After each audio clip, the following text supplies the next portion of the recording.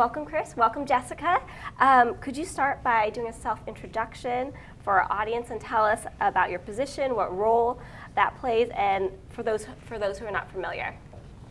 Go ahead. Sure. Why don't I start? I'm Chris Ferguson. I'm the Program Budget Manager at the California Department of Finance, leading the budget team that covers education, so that's early ed, K-12, higher ed, and we provide advice to the fiscal advice to the governor around the budget and around legislation that has fiscal implications. I've been with finance for about 17 years now. I think it's 17, somewhere between 15 to 17 years. An expert, really. I'm not good at math, right? I think it's been 17 years with the state, 15 with finance. So, was there when we created the local control funding formula, was one of the central architects in doing all of the fiscal modeling in the background and all of the fiscal provisions that went into the LCFF. So we've got a lot of background on both K-12 education and higher education, and have certainly been working toward, a common goal of there's one system of education in the state. It covers early ed all the way through, professional education. So with that, I'll turn it over to Jessica. Thank you, Chris. My name is Jessica Holmes. I'm the Chief Deputy Executive Director at the State Board of Education. I had the privilege of working with Chris at Finance for 8 or 9 of those 15 years. Before that, I was a classroom teacher for 6 years in North Highlands, near Sacramento, for those of you who are not familiar.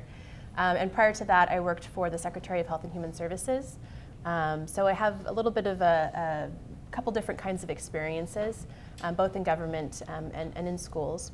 At the State Board, our focus really, and we do work extremely closely with the Department of Finance to ensure that fiscal policy and programmatic policy are very well aligned.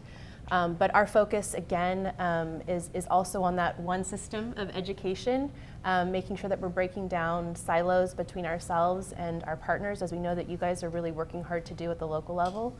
And really focusing on the governor's priorities around whole child. So looking at the needs of our kids, especially coming off the pandemic, that are peripheral sometimes to education, but essential to address in order to help kids learn. And that's really been our focus.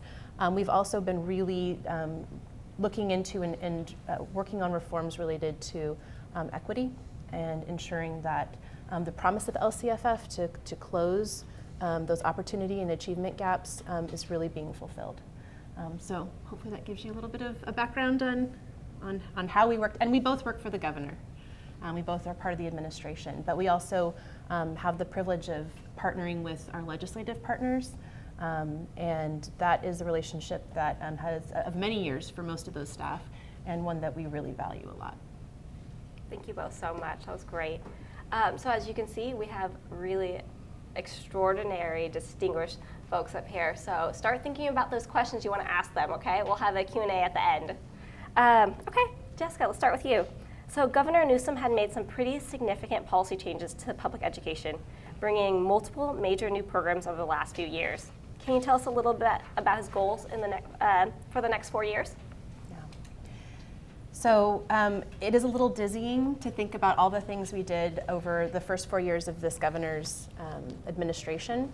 I'm sure you all have felt the impact of all of those changes. We've certainly heard from folks that they are interested in us slowing down so that folks can catch up with all the things that we've done, particularly around implementing universal transitional kindergarten and expanding that out, expanded learning through the ELOP program, universal nutrition, community schools. I mean, I could go on. There's quite a few things that are happening. At the same time, we've had a pandemic and a complete move to distance learning, and then a move back to hybrid, and then a move back to in-person.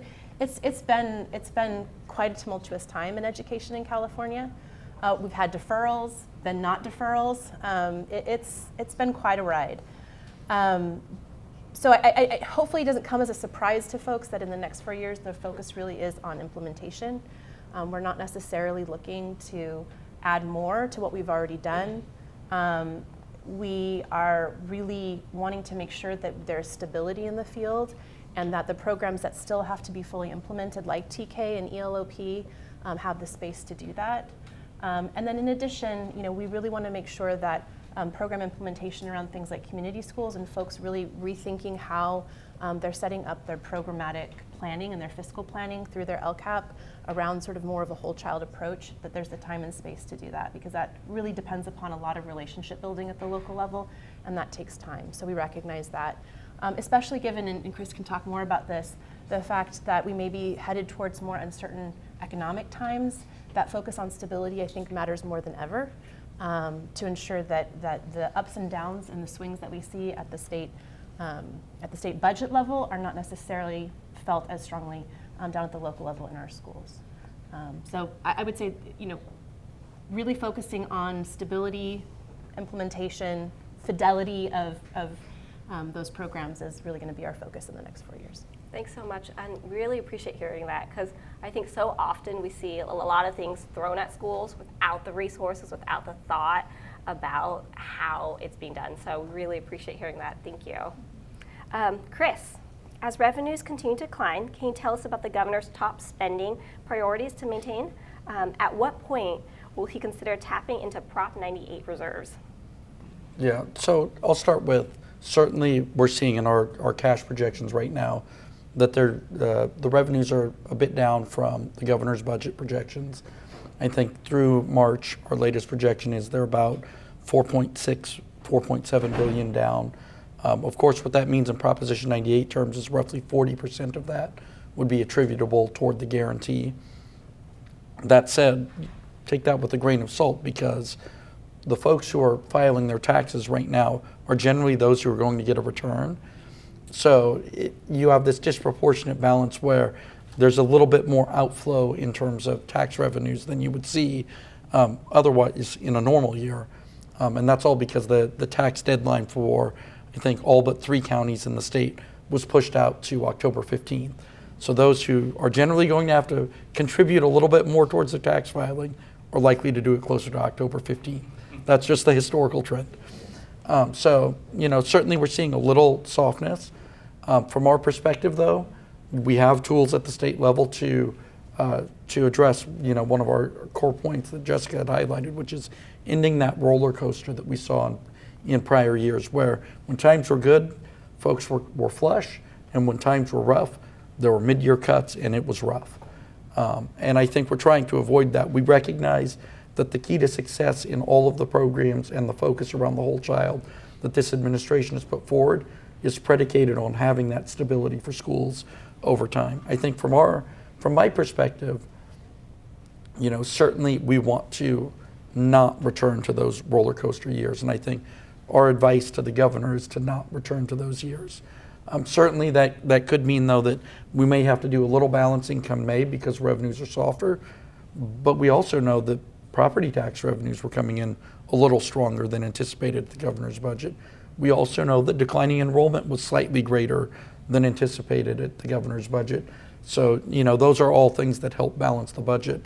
I can't say with certainty when we would propose making a withdrawal from the state's rainy day fund for K-14 education, but what I can say is there's about 1.3 to 1.4 billion in deposits that were assumed at the governor's budget, and depending upon how that revenue picture looks at May, some of those deposits may not occur on the natural, may pull back on the natural. So it's not a direct withdrawal, but it is in many ways similar to having a withdrawal from the rainy day fund, because that helps balance the reduced revenue. And that said, I was going to say, if I'm correct, that happened in January. And too, that did happen in January. Yeah. So last year we had a reserve that was, closer to 9.5 billion, and at governor's budget it was closer to, 8 billion. So certainly you saw some of those natural reductions occurring. What I would add to that, though, is, as you saw in the governor's budget, we're focused on maintaining all of the ongoing programmatic commitments that we put forward. Certainly there was a reduction to one of the one-time investments that we had made to support that, but our focus continues to be that stability on all of the long-term investments that we've made, all of the focus around the whole child. I think we're certainly seeing some of the cost drivers come down, but We recognize that our goal is to fully fund that COLA. We recognize the importance of that COLA to districts, and we recognize the importance of stability. Thank you so much. Really appreciate that insight, Chris, and the thoughtfulness about the whole child with disability for schools. It makes a big difference for all of us here. So for the both of you, two of the biggest issues facing California schools are the long-term impacts of declining enrollment and attendance rates that are lower than historical averages. How is the administration thinking about these issues and the impact on school funding? Yeah, so I think we'd start with a couple things. In this year's budget, we certainly produced and provided a current year ADA protection to help with some of those declines. We also put forward, now it's law, a 3-year rolling average on declining enrollment to help smooth the slant for districts that are seeing declining enrollment. There are a number of factors causing declining enrollment, from demographic shifts to just lower attendance yields. That said, I think our focus has been that whole child model, right? When we think about universal transitional kindergarten, when we think about expanded learning opportunities programs, and we think about partnership or academies and pathways programs, we're really thinking about how can you make sure that school is an attractive place for parents to send their kids, and making sure that it's a place that kids want to be to learn and grow. So we're trying to develop a system that really, even community schools is central to that model as well, where all of the services in the model are there for students to be successful, and that success is going to drive more parents to have their students in California public schools, and it's going to drive more students being in that setting more often. We know that because of the pandemic, there has been a slight shift in the mindset of parents when their students are sick. We know that. And they're more likely to keep their kids at home. But we think, the 3-year average, along with, the 21-22 ADA protections, are helping to smooth out some of those declines. Yeah. I thought that was really well said. I should have added one other thing. The guarantee is in a test one environment, which means funding, the overall funding level for schools at the moment and through our multi-year projection is disconnected from enrollment decline. So the overall amount of funding that schools receive is not being impacted by the declining enrollment. Correct, yeah. Yeah, I thought that was really well said, Chris. And the only thing that I would add is that, and I know Brooks spoke about this earlier today, just really doubling down on the value of public education. There are going to be components of enrollment decline that we really can't control, right? So folks moving out of state or folks moving within the state, and we've seen that. It's been really interesting to watch the shift of the population through the lens of school enrollment. And we see we actually do see quite a few school districts, especially in like the Central Valley and in the Inland Empire areas, increasing their enrollment and having to deal with like this onslaught of new students that they didn't necessarily expect. But then we've also seen, the flip side of that, and that is more common across the state than not. But ensuring that wherever our kids end up within the state, that we are providing them, parents know that public school is the place to be. That private school does not offer more value, private school does not offer better programs or better opportunities for their kids, that public school is very competitive with that. And so really, as Chris mentioned, I know it felt like a lot of the things that the governor has put out over the last several years have been disjointed, but in reality, they really are part of this larger vision of identifying for folks, making it very clear for folks that public school has a lot of value for their kids. And then also that public school is there to serve their kids and be a place where they can feel safe sending their kids and that they can feel like their kids are being enriched. So we're really focused on those components, and I think you are hearing us say the kind of the same things over again, and you'll continue to hear us say that because we're trying to be really laser focused on that vision and collaborative with each other. Absolutely. Thank you both so much. So for Chris, there has been an increased focus on health, broadly speaking, in schools. From this year's trailer bill proposal to ensure opioid overdose drugs are available at schools, to the efforts to weave states' mental and health and mental health systems into schools. There are some major barriers to bring the vision to reality. Can you tell us about the work the administration is doing via HYBI to make this vision a reality? Yeah, I think what we're trying to do just at a global level is ensure that there's a connection to our mental health providers, making sure that they're in schools and that students have access to the services that they need. I think we recognize just at a fundamental state level, pre-pandemic, we were already short on mental health practitioners, whether that was psychiatrists, whether that was social workers, we were short. The compacts with higher education, with the University of California, California State University, had components focused on trying to grow the number of social workers that are graduating our universities, growing the number of mental health professionals for our healthcare workforce, because we know they're needed in our schools, and we know that the pandemic had a disparate impact on mental health, not just for students, but for staff too, right? It was rough. You know, we as a society weren't prepared necessarily to move from being a very social, interactive group to being at home, being disconnected from our friends, from our colleagues, from our mentors, and being unable to, for broad swaths of time, see them. And also just see the general health impacts that came with that, with the pandemic, right? We did see folks who lost loved ones. We did see folks who had health impacts. So certainly through the Youth Behavioral Health Initiative, what we're trying to do is make sure that the services are available to students through our schools. It's an attempt to try and fit that within our community schools model, right? Which is that whole child centric model. And we understand that it's going to take that collaborative effort between our systems of higher education, our healthcare workforce, and our schools to help address those issues. You know, it's a new endeavor, so certainly there have been some bumps in the road as we've been trying to roll that out, but the focus again is how can we make sure that the services are available to our students to help them be successful in the classroom. Do you mind if I add a couple? Oh, I was going to ask you. Yes, Yeah. please, Jessica, hop on. So one of the things I wanted to point out was in sort of a, unfortunately, new and exciting way, the education folks at the state level have been much more collaborative with the Health and Human Services folks. I'm embarrassed to say that didn't happen to the same level prior to COVID. But as I'm sure many of you experienced, COVID forced those relationships to happen and forced us to slow down and take time to partner with each other. We have a wonderful partner at the Health and Human Service Agency in the CYBHI team.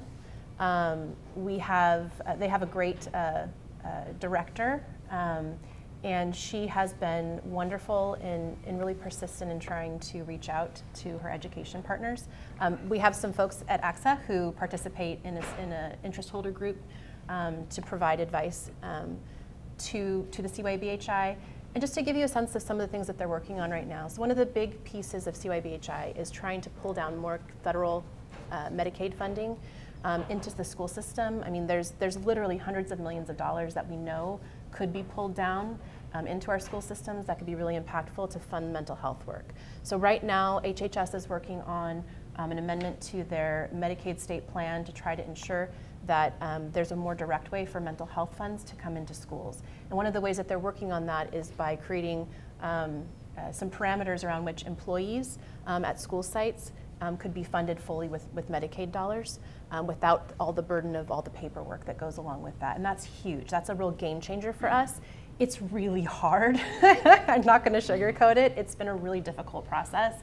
I think some of the biggest work has been done around trying to, like the most difficult pieces have been, you know, you have this whole bureaucracy around health, and you have this whole bureaucracy around education, and we speak totally different languages, and trying to like push those together is very difficult.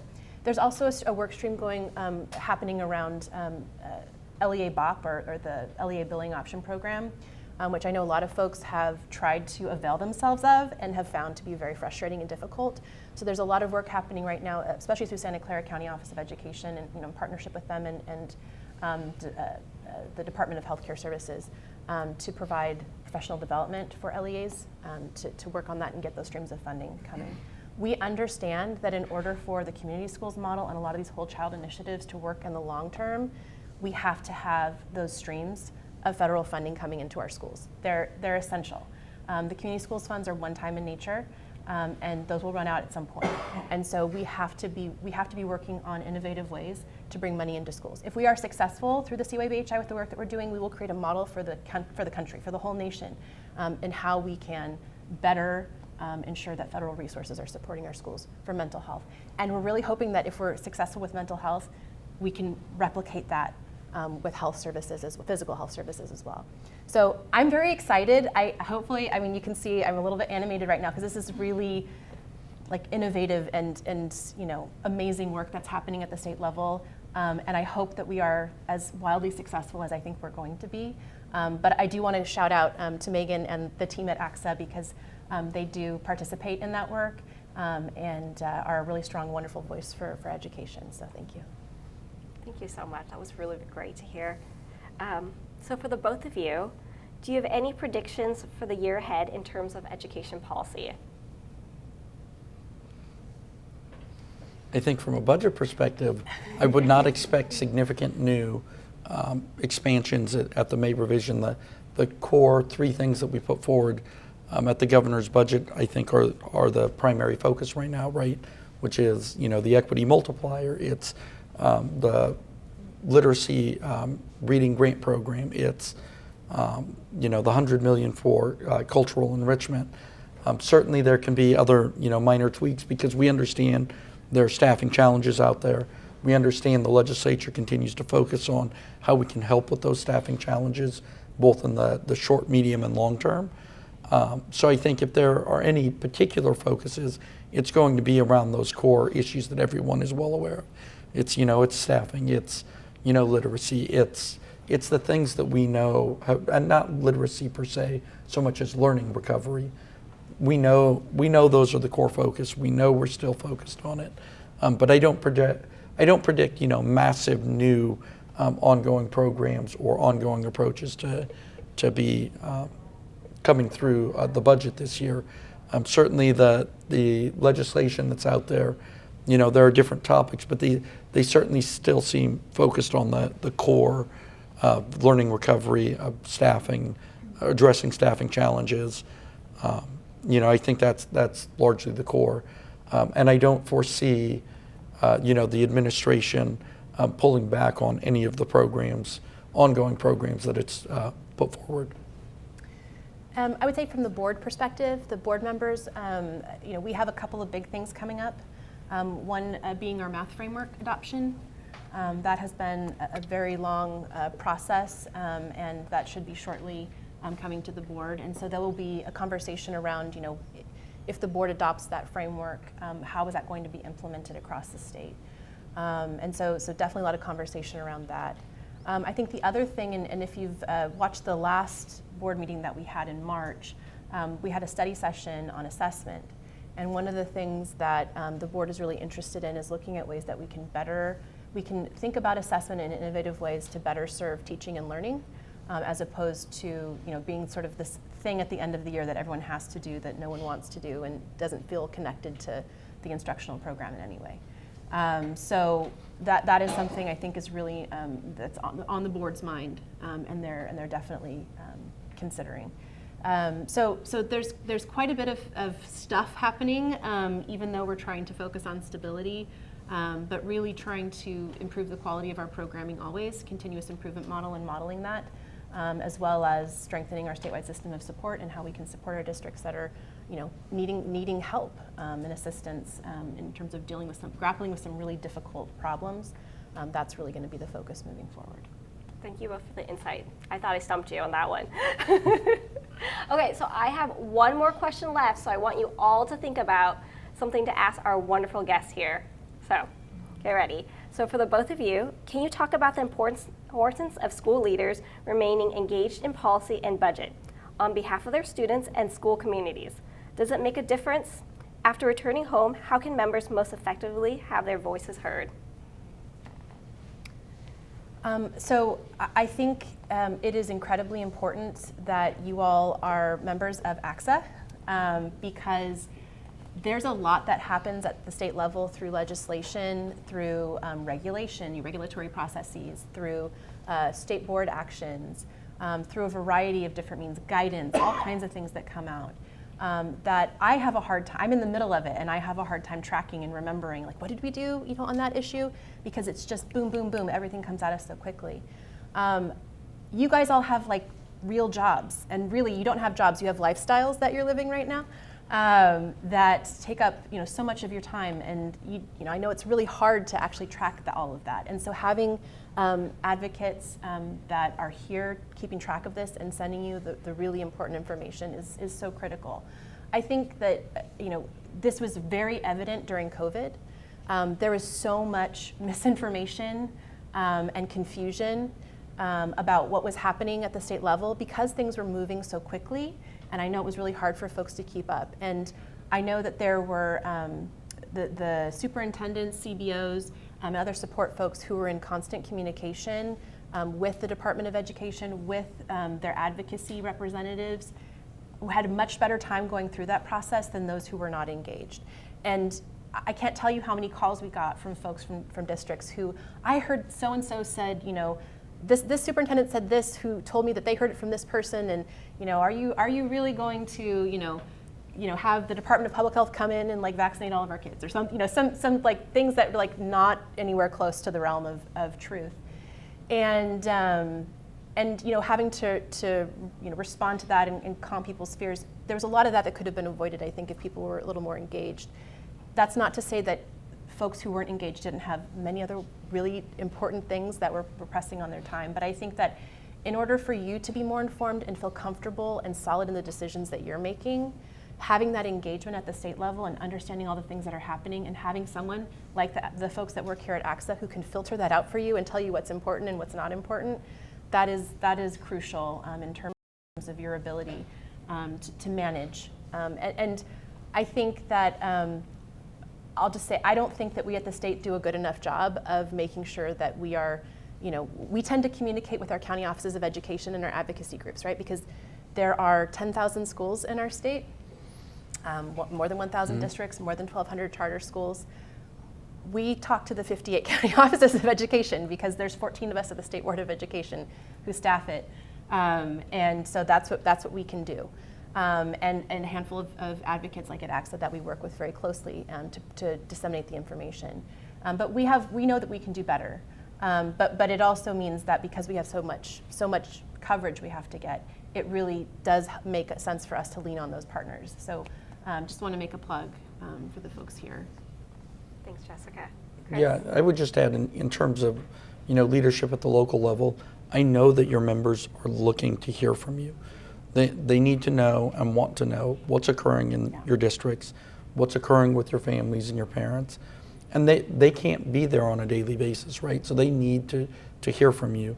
They like to hear from you. They use that to inform state policy and direction. And if they're not hearing from your districts directly and from your leadership in your districts, it creates vacuums where others may be providing that input, and or they may be hearing from, say, a district in Southern California when they represent, a district in rural Northern California. And as a result of not knowing what's happening, their policy focus can be tinted. So they need to hear from you. They need to hear what's working. They need to hear what's not working well. I always say that it's good to have, the members and leadership put pressure on finance, the administration, and others. Because we need to know what's occurring and what they're hearing as well. We have as Jessica pointed out, we have those same communication challenges trying to convey what the state expectations are, what the state vision is, and we also then have that same challenge of understanding fully what's occurring at the local level. So, the more you can let policymakers know what's occurring, the more informed we can be in advising, the governor or advising, members or representatives of the legislature. And that's not just the bad, by the way. It's also the good. Mm-hmm. We tend to get inundated with like, this is what's wrong with what you're doing, and that's fine. That's our job to hear that. But it also is really critical for us to be able to tell the stories of when it's working. because people need to hear that too, that we need to not lose sight of the fact that we need to continue to have stability and funding and support for these things that are really awesome as well in our school system. So that is something, you know, I know that there are really amazing things happening out there because I've seen it, and it blows my mind every time and makes me very emotional. But we don't hear enough about that. So any of those good stories too that you can share are always really helpful. Thank you both so much. That was really great to hear all your insights and everything that's coming from the administration, from the board, from DOF. So thank you. Can we give a big round of applause real quick?